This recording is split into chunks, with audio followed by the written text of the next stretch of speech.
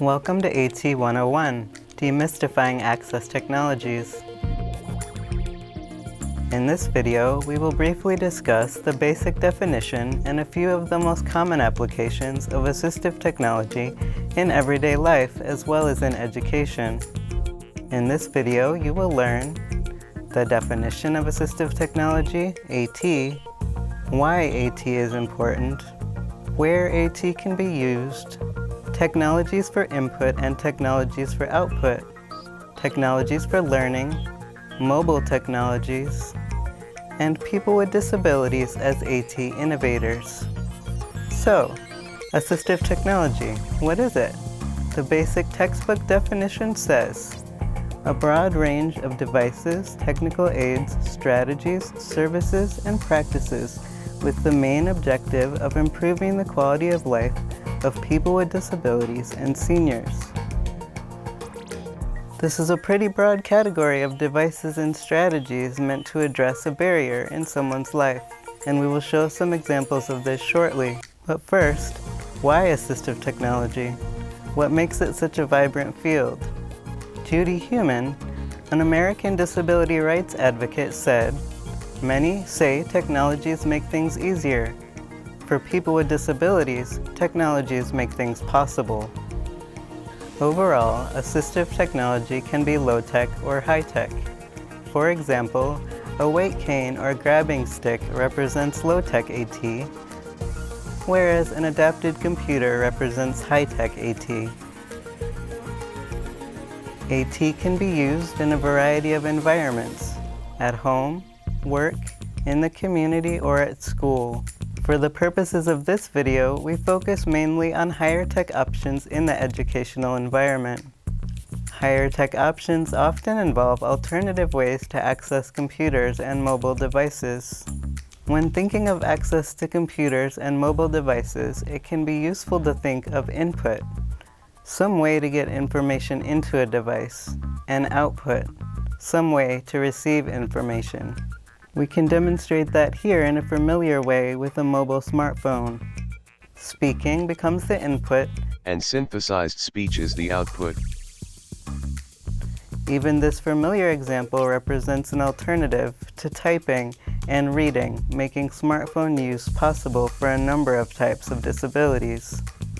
Now that we've seen several examples of input and output, let's turn to some other examples of technology in the learning environment. Applications like Read and Write Gold and Natural Reader are available at PCC to mitigate reading impairments and provide additional support to all learners. LiveScribe Smart Pens are also available for trial by students and faculty as this student demonstrates. Apps like AudioNote and AudioSonocent are also providing popular alternatives to traditional note-taking for people with both learning and physical disabilities.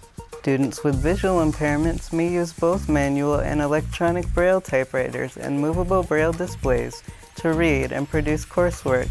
Students with physical disabilities may use on-screen keyboards or other solutions. Single, my dear, to be sure, a single man of large fortune. There is no one-size-fits-all in assistive technology. In spite of the complexity of these technologies, the assistive technology field has experienced a great shift from medicalized specialty devices to readily available devices as near as the smartphone in your pocket. As you can see here, this iPad comes with many accessibility features for mobility, low vision, hearing impairment, and learning disabilities.